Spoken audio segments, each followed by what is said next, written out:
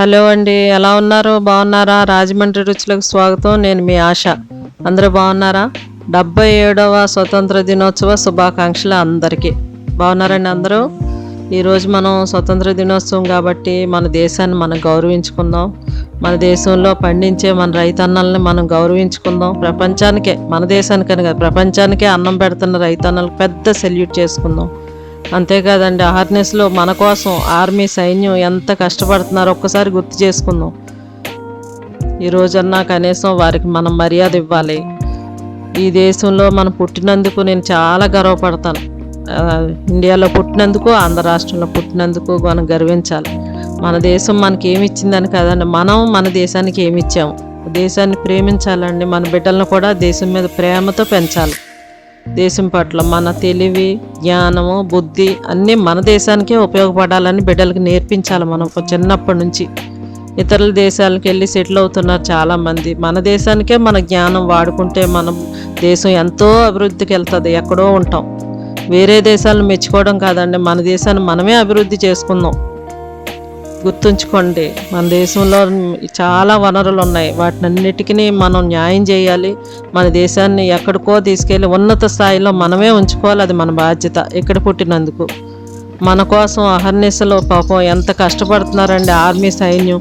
శత్రు తోటాలకు బలైపోతున్నారు. గవర్నమెంటే కాదు, మనం కూడా జ్ఞాపకం చేసుకుని వారిని అభినందించాలి, ఆనందపరచాలి. వారి కుటుంబాలను కూడా మనం గుర్తుపెట్టుకోండి. దేశం మీద ప్రేమతో ఉండాలి మనం ఎప్పుడు. ఎంతో కొంత ఈ దేశంలో మనం పుట్టినందుకు మనం రుణం తీర్చుకోవాలి. ఎంతో కొంత. మా తాతయ్యలు స్వతంత్ర సమరయోధులు అండి. జైలుకి కూడా వెళ్ళారు.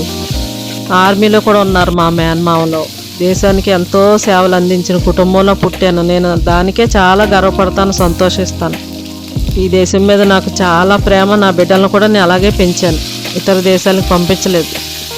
ఏం చదివినా ఇక్కడే, ఏం ఉద్యోగాలు చేసినా ఇక్కడే. ఈ దేశానికే వారి తెలివితేటలు ఉపయోగపడాలని నా ఆశ. మీరు కూడా అలా పెంచండి పిల్లల్ని. మంచిని సంపాదించుకోవాలి బిడ్డలు.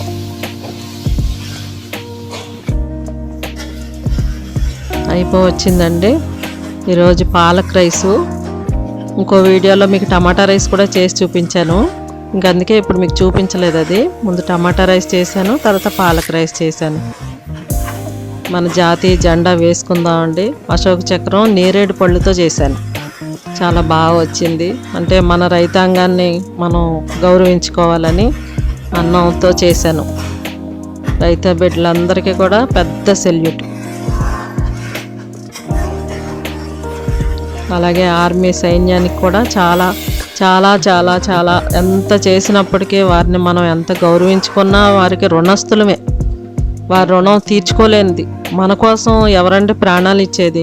అహర్నిశలో మనకు దొరికే మంచి పదార్థాలు ఇలాంటివన్నీ కూడా తినలేరు పాపం వాళ్ళు. ఏది దొరికిందో దాంతో తృప్తిపడి మన కోసం అలా దేశాన్ని కాపలా కాస్తున్నారు. అన్ని మతాల వారు, అన్ని కులాల వారు ఉన్నారండి మన దేశ సైన్యంలో. వారిని మనం గౌరవించుకోవాలి. అందుకనే 3 రంగుల జెండా మన జాతీయ జెండా అయింది. 3 మతాలని మనం గౌరవించుకోవాలి. శత్రుత్వాలు వద్దండి, ప్రేమతో మనం బ్రతకాలి. ఉన్న కొద్ది రోజులైనా మనం గౌరవించుకోవాలి. మన దేశాన్ని మనం గౌరవించుకోవాలి. ఈ దేశంలో పుట్టిన ప్రతి వారిని మనం గౌరవించాలి. ఇది మన దేశం, మన వాళ్ళు అనుకోవాలండి. పగలో ప్రతీకారాల్లో పెంచుకోవడం మంచిది కాదు. మనం పగలతో ఇక్కడ పగ తీర్చుకుంటూ ఉంటే ఆర్మీ సైన్యం మన కోసం ప్రాణాలు ఇవ్వడం వృధా కదా. మరి వారు నిస్వార్థంగా మన కోసం ప్రాణాలు ఇస్తున్నారంటే మనం ఎంత మంచిగా ఈ దేశంలో ఉండాలండి. గుర్తుపెట్టుకోండి. ఈ చిన్న ఈ మెసేజ్ దయచేసి స్వీకరించవలసిందిగా కోరుతున్నాను. నా వీడియోస్ని మీరు ఆదరించినందుకు చాలా చాలా చాలా థ్యాంక్స్ అండి.